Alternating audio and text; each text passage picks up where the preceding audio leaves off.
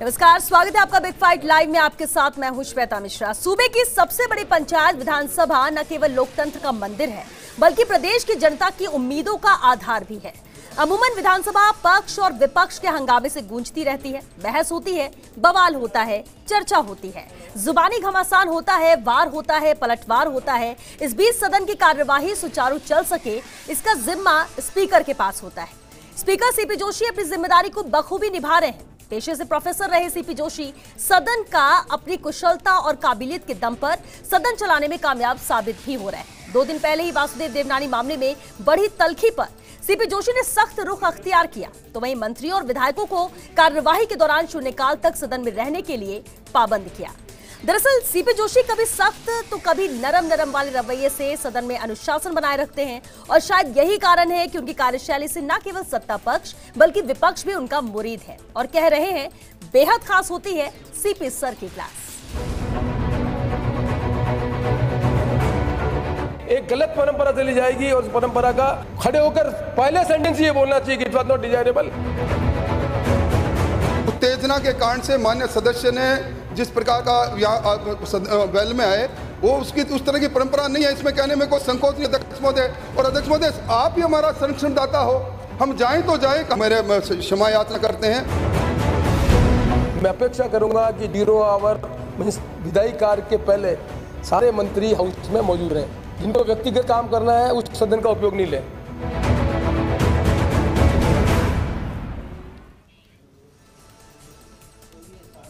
विधानसभा में professor sir की class. Vasudev Devnani को कर दिया माफ, अधिकारियों को भी कर दिया साफ। नजरअंदाजी अब नहीं होगी बर्दाश्त। तो क्या मान लिया जाए बेहद खास है प्रोफेसर सीपी सर की क्लास। बिग फाइट में बहस आज जिसे हम मुद्दे पर बहस के लिए हमारे साथ मौजूद है खास मेहमान। चलिए उनसे रूबरू करा दें आपको। हमारे साथ कांग्रेस विधायक रफीक खान जी हैं, बीजेपी विधायक रामलाल शर्मा जी हमारे साथ हैं और साथ ही राजनीतिक विश्लेषक मिथिलेश जैमिनी जी भी हमारे साथ हैं। बहुत स्वागत है आप सभी का बिग फाइट लाइव में। रामलाल जी, आपसे शुरुआत करते हैं। सोमवार, मंगलवार और फिर आज बुधवार की जो तस्वीरें देखने को मिली है, कैसी है प्रोफेसर सर की क्लास? जरा सबसे पहले आपसे ही जानना चाहेंगे, विपक्ष के तौर पर किस तरह से देखते हैं स्पीकर सीपी जोशी? देखिए श्वेता जी, मैं ये कहूँगा कि विधानसभा की जो कार्रवाई होती है उस कार्रवाई के अंदर तमाम विधायकों के अधिकार है। उन अधिकारों को अपने अपने तरीके से उनका उपयोग भी वो करते हैं। सत्ता पक्ष के जो माननीय विधायक हैं वो सरकार के नुमाइंदे होने के नाते उनकी बातों को अधिकारी उनकी अनुशंसाओं के ऊपर काम करते हैं, लेकिन हमें हमारे काम कराने के लिए हमारा जो विधायक का विशेषाधिकार है उसका उपयोग करते हुए नियम प्रक्रियाओं के तहत आकर और हमें सरकार के समक्ष जनता की बात रखने के लिए, उनकी समस्याओं के समाधान करने के लिए। लेकिन जहाँ तक स्पीकर साहब का सवाल है, स्पीकर साहब कई बार जो एक छोटी सी बात होती है, जो छोटी सी बात होना एक सामान्य प्रक्रिया है कि कोई मान्य सदस्य अपनी बात रखना चाहता है, नियमों के तहत भी आने की कोशिश करता है, लेकिन उसकी अनुमति नहीं दी जाती, तो उसके ऊपर भी सख्त रवैया अख्तियार करते हैं। लेकिन कई बार उनके व्यवहार को सदन के सभी तमाम सदस्यों ने देखा है कि किस तरीके से वो सरकार के मंत्रियों को भी बार बार निर्देशित भी करते हैं, उनको आगाह भी करते हैं, उनको हिदायत भी देने का काम करते हैं और अधिकारियों के लिए भी वो बहुत ज़्यादा सख्त हैं। तो उसके आधार पर लगता है कि वो अपने अध्यक्ष जो उनका कार्य है या अध्यक्ष जो उनकी गरिमा है उसको बनाए रखने के लिए वो बखूबी हमेशा तैयार रहते हैं और उसके अकॉर्डिंग अपना व्यवहार करने का काम भी करते हैं। लेकिन वासुदेवनानी वाले मैटर में अगर देखा जाए तो उस दिन तो किसी नहीं बोला, लेकिन आज राजेंद्र राठौर ने उसके लिए माफी भी मांगी और सदन सुचारू रूप से चल सका। उस मामले में भी क्या आपको लगता है कि वो रवैया गलत था सीपी जोशी जी का? क्योंकि वो बार बार एक ही बात कहते हैं कि जो नियम है उसके विपरीत नहीं जाना है और सदन का सम्मान होना चाहिए। देखिए, माननीय विधायक देवनानी जी का जो मुद्दा था वो मुद्दा ये था कि राजस्थान के अंदर विद्यार्थी परिषद के कार्यकर्ताओं के ऊपर हमला हुआ। हमले के बाद में वो थाने के अंदर गए। थाने में जाने के उपरांत जो फरियादी बनकर गए थे उन्हीं को पुलिस वालों ने बंद करने का काम किया। वो उनकी पीड़ा को रखना चाहते थे और उन्होंने स्थगन भी लगाया था, लेकिन माननीय अध्यक्ष महोदय ने स्थगन के ऊपर व्यवस्था नहीं देने की वजह से वो अपनी बात रखना चाह रहे थे। अब उस समय जो माननीय अध्यक्ष जी ने कहा कि आसन पैरों के ऊपर है, तो उसके दौरान आप अपनी बात कहना शुरू कर दिए। आसन को बैठने के उपरांत यदि आप बात कहते तो आपकी बात को हम सुनने का प्रयास करते, लेकिन कई बार सदन के अंदर गहमागहमी या जब बात रखने का जो प्रयास किया जाता है उसके अंदर उन बातों को ध्यान नहीं रखता था। माननीय विधायक की पीड़ा की अभिव्यक्ति वो करना चाह रहे थे, उनकी जो समस्या थी वो रखना चाह रहे थे और उनकी पीड़ा के ऊपर इतना कठोर निर्णय लेना मेरे ख्याल से उचित नहीं है। और जिस तरीके से संसदीय मंत्री ने उत्तेजना पैदा करने का काम किया। वो चाहते तो सदन के अंदर संसदीय मंत्री भी ये कह सकते थे उठ के कि साहब इनका जो व्यवहार था वो व्यवहार इनकी मन की पीड़ा की अभिव्यक्ति थी। हो सकता है कि उस समय आसन और विधायक का जो विधानसभा की नियम और प्रक्रियाओं के अंदर व्यवहार है वो अगर कहीं कमी खामी भी रही है तो उसको दुरुस्त किया जा सकता था। लेकिन सत्तापक्ष या संसदीय मंत्री जी ने भी बजाय मामले को निपटाने के उत्तेजना पैदा करने का काम किया और उस वजह से वो गतिरोध बना। ठीक है, रफीक खान जी भी हमारे साथ है। रफीक जी देखिए, उस वक्त जो हुआ सो हुआ, समझाने की भी कोशिश हो रही थी, अपनी बात रखने की भी कोशिश हो रही थी, लेकिन स्पीकर सीपी जोशी जी ने आज भी साफ कह दिया कि नजरअंदाजी बर्दाश्त नहीं की जाएगी, फिर वो चाहे विधायक हो, अधिकारी हो जिनकी विधानसभा में मौजूदगी होनी चाहिए या फिर कोई मंत्री हो।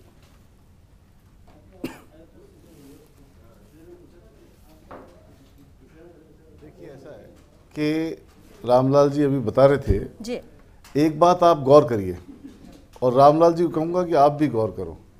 आपने पुराना समय भी देखा है, मैं तो खैर पहली बार का विधायक हूँ, फर्स्ट टाइम असेंबली में आया हूँ, लेकिन ये सुनते हैं कि ऐसे दिन कभी नहीं आते थे कि 2, 3, 4 क्वेश्चन से ज़्यादा क्वेश्चन आवर में क्वेश्चन के जवाब लिए जाते थे। और हम सौभाग्यशाली विधायक हैं कि हमारे अध्यक्ष सीपी जोशी जी जैसे अध्यक्ष हैं जिनसे हमें बहुत कुछ सीखने को मिल रहा है पहले टेन्योर में। और क्वेश्चंस की वैलिडिटी है, क्वेश्चंस का नंबर कंप्लीट करने की कोशिश की जाती है। अगर कोई विधायक इधर उधर मूव करता है तो वो उनको टोक के सिर्फ क्वेश्चन पे स्पेसिफाई करने के लिए कहते हैं ताकि अधिकारी जवाब दे सके। और जैसे इन्होंने कहा कि हमारे विधायकों को टोक देते हैं, ऐसा कर देते हैं, वैसा, वो मंत्रियों को भी टोक रहे हैं, मंत्रियों को भी टोकते हैं, अधिकारियों को भी बोलते हैं कि आप यहाँ मौजूद रहेंगे। वो ये भी कहते हैं कि कोई विधायक अगर प्रश्न उठाता है या कोई चिट्ठी भेजता है या कोई इंक्वायरी करता है तो अधिकारियों का ये मोरल ड्यूटी है कि उसको प्रायोरिटी लेकर के और उसका जल्दी से जल्दी निपटारा किया जाए। तो ये सब बातें बिल्कुल सही है कि अध्यक्ष जी बहुत दयालु हैं और बहुत डिसिप्लिन से काम करते हैं। लेकिन एक बात ये है कि कल का जो मसला था वो ये नहीं है, वो तो खाली राजनीतिपूर्ण मसला था, खाली द्वेष की भावना से, क्योंकि बजट इतना अच्छा आया, इनके पास बोलने को कुछ था ही नहीं, इनके पास वॉकआउट के अलावा कोई चारा ही नहीं था, इनके पास बजट में खामियां निकालने के लिए कुछ नहीं बचा। इनको चाहिए था फिर इनको डांट वांट पड़ी अपने घर में कि भाई कुछ तो बोलो, तो इन्होंने एक दिन ले लिया तैयारी करने के लिए कि भाई चलो अब तैयारी तो करें इस बहाने। पहले एक दिन इनको इनके अध्यक्ष आए हुए थे, उनकी मिजाज कुर्सी में रहना था, तो सब ने मिलकर के ये फैसला कर लिया कि माफी भी आज नहीं मांगेंगे, कल ही मांग लेंगे। अध्यक्ष जी तो दयालु है, वो तो आज माफ कर दिया, कल भी माफ कर दिया। आप जब वोट मांगने के लिए जाओगे ना 2023 में डिबेट में चर्चा में भाग लेना इसलिए नहीं चाह रहे थे, इनके पास कहने को कुछ नहीं था। बजट इतना अच्छा बजट आया, बजट पे चर्चा थी, कुछ बात कहने के लिए नहीं थी। आपको तो कुछ नहीं मिला, सेकंड फेज की मेट्रो की तो चर्चा नहीं हुई बजट के अंदर। दीपावती की बात कर रहे हैं, क्या जवाब दोगे जयपुर की जनता को? आज ही मांग लेते, मेट्रो की चर्चा नहीं की इस बजट के अंदर। भाई एक दिन पहले मांग लेते माफी, बैठ जाते सदन में। मैं क्या कह रहा हूँ रफीक जी, बोलने वाला ही नहीं था कोई। जयपुर की मेट्रो की चर्चा नहीं की, बड़े बड़े आपने वादे किए थे मेट्रो चलाएंगे सेकंड फेज की, सवाल ही नहीं थे मेरे भाई। ठीक है रफीक जी, ये जो आपने इनके सवाल क्या है? ठीक है रफीक जी, सवाल क्या है? आपने मैं श्वेता जी आप भी सुनो, इनके सवाल क्या है? हाँ। एक बात और सुनो, एक बात और, जी रफीक जी पूरी कीजिए बात। इनके सवाल क्या है कि पूरा कैसे करोगे, क्या जादू दिखाओगे? मतलब इसका मतलब ये है कि ये तो समझ में आ रहा है कि बजट बहुत अच्छा है कि 19-20 की घोषणाएं पूरी नहीं है, 20-21 की घोषणाओं के ऊपर सदन में पूछ रहे थे मैं क्या कह रहा हूं, जादू करोगे? 20-21 की घोषणाएं पूरी नहीं है, जादू है। 21-22 की कैसे करोगे आप ये तो बताओ। 5 करोड़ रुपए एक विधानसभा में दे रहे हैं। चलिए अब कल क्योंकि मुख्यमंत्री भी इसका जवाब देंगे। रफीक जी रामलाल जी देखिए चर्चा तो बजट पर हुई, अब देखिए अहम तो मुख्यमंत्री का जवाब भी है, वो कल देख लेंगे। रामलाल जी वो भी कल देखेंगे जब मुख्यमंत्री जवाब देंगे, और बहुत कुछ जवाब विपक्ष को मिल भी सकता है या सवाल उठता है। बिल्कुल, और जो सवाल अभी रफीक जी ने उठाया उसका जवाब भी रामलाल जी आपसे लेंगे, लेकिन उससे पहले मिथिलेश जामनी जी का रुख करना चाहेंगे। मिथिलेश जी, पिछले विधानसभा के कार्यकाल को हम पूरा देखें 5 साल, या अभी देखें स्पीकर सीपी जोशी के कार्यकाल को देखें, बहुत बार हमने देखा है विधानसभा में जब कार्रवाई होती है, हंगामा होता है, स्थगित होती है, लेकिन यहां पर हम इसलिए कह रहे हैं कि प्रोफेसर सीपी जोशी की क्लास है ये, और जिसमें ये नहीं देखा जाएगा कि सत्ता पक्ष का है, विपक्ष का है, ये मंत्री जी हैं या इनको बोलना है नहीं बोलना है, स्ट्रिक्ट नियम होते हैं वो सबके लिए होते हैं। अब अगर वासुदेव देवनानी वाला मैटर हम देख लें, आज राजेंद्र राठौड़ ने इससे माफी मांगी, सुचारू रूप से विधानसभा की कार्रवाई चली, नजरअंदाजगी बर्दाश्त नहीं होगी ये उन्होंने कहा, फिर अधिकारियों पर भी निशाना था और उन विधायकों पर भी जो पूरे टाइम मौजूदगी नहीं दर्ज कराते हैं। किस तरह से उनके इस रूप को देखा जाए, क्योंकि प्रोफेसर वो रहे हैं, उनके मिजाज में भी है और विधानसभा में कहीं ना कहीं इसका फायदा तो है। देखिए श्वेता जी, प्रोफेसर सीपी जोशी रहे हैं, ये बिल्कुल आपकी बात अक्सर सत्य है। इसी का नज़ारा आज देखने को मिल रहा है।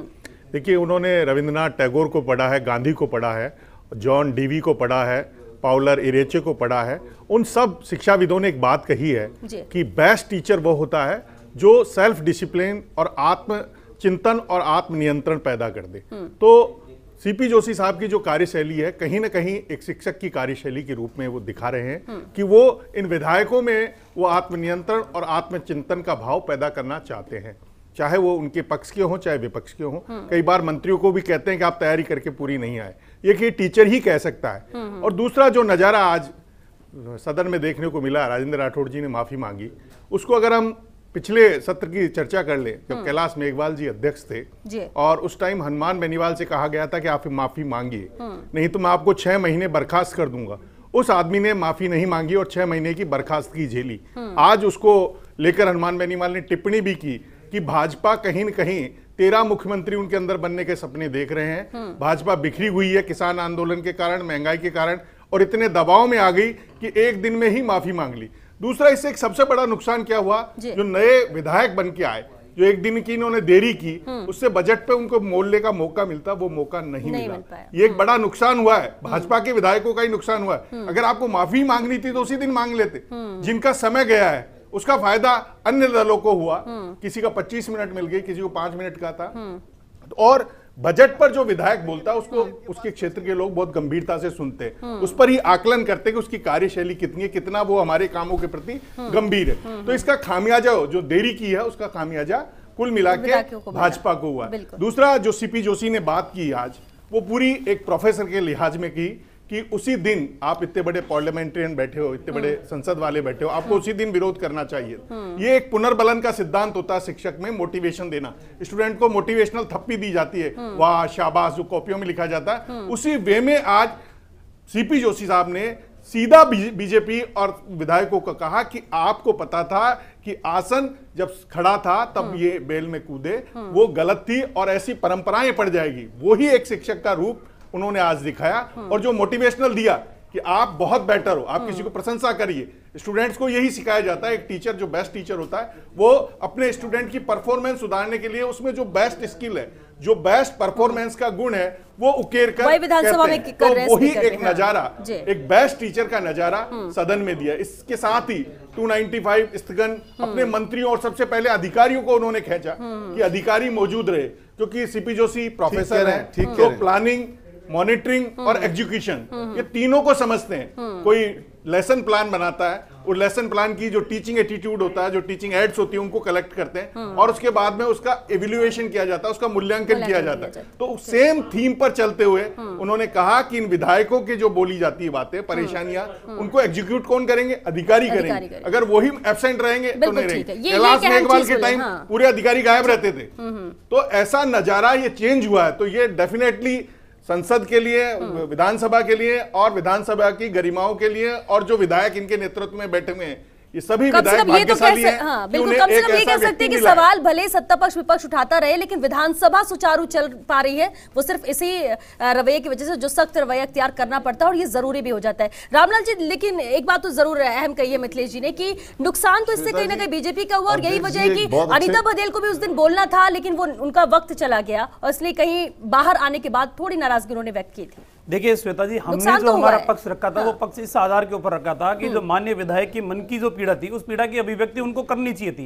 और स्थगन के अंदर अन्य जो स्थगन स्वीकार किए गए वो ऐसे इतने गंभीर नहीं थे, वो अपने अपने विधायकों के क्षेत्रों से संबंधित स्थगन थे, लेकिन उन्होंने अपनी पीड़ा की अभिव्यक्ति की। अभिव्यक्ति करने का तरीका हो सकता है उनका थोड़ा बहुत 19-20 रहा हो, लेकिन वो उनकी मांग बिल्कुल जायज थी। लेकिन दूसरी बात मैं श्वेता जी कहूंगा कि पहली बार, मैं तीसरी बार विधानसभा के अंदर आया हूँ, रफीक जी आप पहली बार आए हो, मैं तीसरी बार विधानसभा के अंदर आया हूं। जितना सरकार की गंभीरता सदन के अंदर रहनी चाहिए उतनी गंभीरता नहीं है।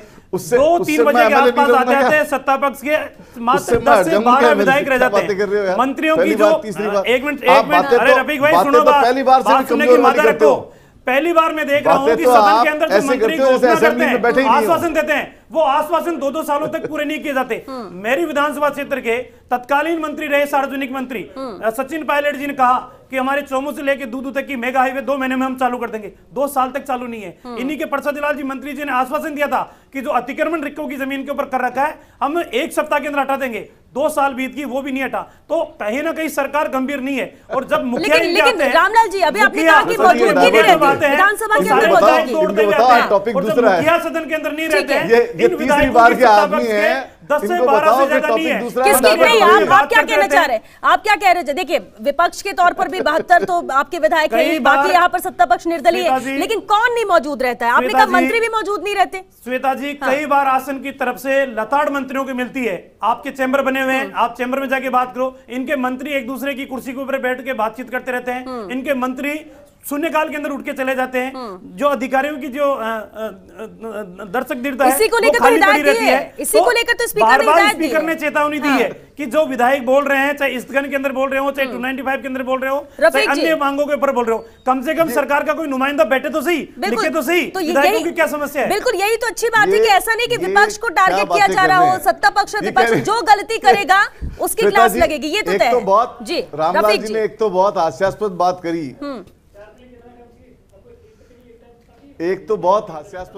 इन्होंने। एक बार और 3 बार आने से कोई डिबेट में फर्क पड़ जाता है क्या? बात के मायने बदल जाते हैं क्या? अरे रफीक, बात के मायने यही है, बात के मायने यही है कि आप अगर पहले अगर देखते ना सदन कैसे चलता है, सरकार कितनी गंभीर रहती है। आपकी सरकार गंभीर नहीं है, विधायकों की सुनने के लिए भी गंभीर नहीं है। ये एक्सपीरियंस वाली बात कहाँ कर रहे हैं? ये ठीक है रामलाल जी, आप ये कहना चाह रहे हैं कि पहले भी कैसे चलता था, ये इन्होंने नहीं देखा। कि पहले की कार्रवाई आप विधानसभा की देखे तो सही कैसे चलती थी। सरकार जो स्पीकर के द्वारा आदेश दिए जाते थे, सरकार अक्सर तो पालना करती थी। लेकिन इसी पर जवाब संसदीय मंत्री को रामलाल जी, इसी पर जवाब रफीक जी से लेते हैं। इसी पर जवाब रफीक जी से लेते। रफीक जी, अब इन्होंने कहा कि सरकार गंभीर नहीं है, पिछली सरकार गंभीर थी। 5 सालों में सरकार में सदन की कार्रवाई ठीक नहीं चली, डेमोक्रेसी नहीं थी।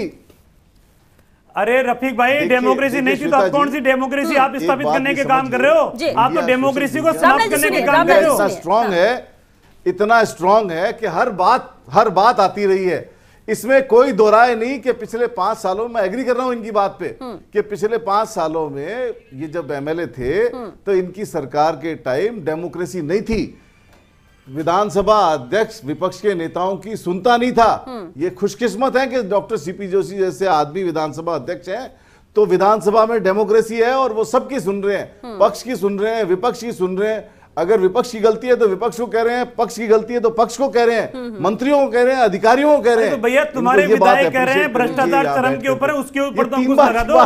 3 बार की बात क्या ले रहे हैं? तुम्हारे विधायक कह रहे हैं भ्रष्टाचार चरम के ऊपर है, गंगा बह रही है भ्रष्टाचार की, उस पे तो अंकुश लगा दो। हमारी तो मत सुनो तुम, हमारी तो जनता सुनने की कोई दिक्कत नहीं है, चर्चा करो, चर्चा चर्चा करो, आप अपने विधायकों की सुनो तो सही। आपको भी देख रही है, मेरे को भी देख रही है, कह रहे हैं आपके विधायक सुन रही है, जनता सुन रही है कि किस सब्जेक्ट पे बात हो रही है, किस टॉपिक पे बात हो रही है। जिस टॉपिक पे बात, कभी भी टॉपिक से बाहर जाके बात नहीं कर रहा, मैं सरकार की बात कर रहा हूं कि आपकी सरकार कर क्या रही है। की गलती पे आप लोग वॉकआउट कर गए, वो एक डिसिप्लिन्ड स्टेप नहीं था। और वो जानबूझ के आपने किया क्योंकि आपके पास वो हमारा अधिकार है, आपसे परमिशन की आवश्यकता नहीं है। मिथिलेश जी, शानदार बजट आ गया। ठीक है रफीक जी, देखिए रफीक जी, रामलाल जी ने जो बातें कही उसी का जवाब मिथिलेश जी आपसे लेते। रफीक जी ने अभी कहा कि विपक्ष के पास बोलने के लिए कुछ नहीं है इस बजट में, इस वजह से देवनानी जी ने ये किया जो नहीं करना चाहिए, जो उन्होंने कभी नहीं किया था, और इसलिए फिर वॉकआउट कर गई बीजेपी। दूसरी तरफ रामलाल जी कह रहे कि सरकार गंभीर नहीं विधानसभा के अंदर जितनी होनी चाहिए, जितनी पिछली सरकारें थी। दोनों सवालों पर क्या कहेंगे आप? ये जो 2 आरोप लगे हैं दोनों की तरफ से। जो बात रामलाल जी कह रहे हैं वो अगर हम पिछले 2 साल या 3 साल का बजट देखें तो कुछ सत्य नजर आती है, क्योंकि FRBM जो एक्ट होता है बजट का, वो पूरी तरह इस पे ध्वस्त हो चुका है। इसमें कोई लेना, सच्चाई बात है, जो FRBM एक्ट के तहत GDP से 3% से ज्यादा आप FRBM, मनीष जी एक बात इंटरप्ट करूंगा आपको। FRBM की परिपाटी केंद्र ने डाली और ये लिबर्टी दी, हमारे से आधा % ज्यादा है उनका। वो ज्यादा दोनों ने ध्वस्त की। हमारे से देखिए आधा वो % ज्यादा केंद्र का बजट लेकिन कंपेयर केंद्र के पास एक केंद्र के पास रफीक जी केंद्र के पास एक पावर होती है। रफीक भाई आप केंद्र को देख के चलाओगे क्या अपनी योजना सकते हैं? हमारे पास सीमित आय के स्रोत है, तो कैसे इन जो इतनी बड़ी घोषणा है और जीरो टैक्स बजट आपने घोषित किया। जीरो टैक्स बजट जब भी घोषित करती है कोई भी सरकार जब उसे चुनाव में जाना होता है। तो ये तो दो तो क्लियर है आपके लिए कि आपको ये जो उपचुनाव है उनको आपने चुनाव की तरह लिया है और जीरो टैक्स वाला बजट दिया है। और दूसरा आय, क्योंकि बजट एक हैंडपंप की तरह होता है, जितना पानी आप नीचे से निकालो होगा जितना ही तो निकलेगा। जीरो टैक्स वाला दिया, इसके लिए धन्यवाद दो सब जने। हाँ बिल्कुल उसके लिए, लेकिन वो बजट वो उसका जो मैसेज जाता है जो कॉमन मैन में वो कि आपको चुनाव जाना है, 4 उपचुनाव आपके लिए टारगेट है, उनको टारगेट करते ही आपने ये बजट बनाया है। अब इसमें कितनी घोषणाएं सत्य होगी नहीं होगी, मैं सीपी जोशी साहब के ऊपर आ रहा हूं। सीपी जोशी साहब ने आज राजेंद्र राठौड़ जी जो बहुत अनुभवी राजनेता हैं, मंजे हुए खाटी राजनेता माने जाते हैं, उनको एक स्टूडेंट की जो है रूप में दिखा दिया। उन्होंने कहा कि आप नहीं सुनोगे तो कौन सुनेंगे, आप हमारे ऊपर नजरे इनायत करिए, गुस्सा छोड़िए। एक स्टूडेंट होता है जब उसका टीचर नाराज हो जाता है वो भी कुछ इसी तरीके से मनुहार करता है जिस तरीके से आज सदन में राजेंद्र राठौड़ ने सीपी जोशी साहब। लेकिन अच्छी बात रहेगी कि सब कुछ सामान्य रहा। एक पॉजिटिव और हेल्थी एटीट्यूड है, एक पॉजिटिव साइन है कि अगर पक्ष और विपक्ष किसी गलती को स्वीकार कर ले, ये कोई अच्छा टीचर ही करा सकता है। क्योंकि ये जो 200 लोग हैं, ये 200 लोग कितने लाख लोगों को मूर्ख बना के या वादे दिखा के यहां तक आते हैं। उनके ऊपर अगर कोई आदमी उनके ऊपर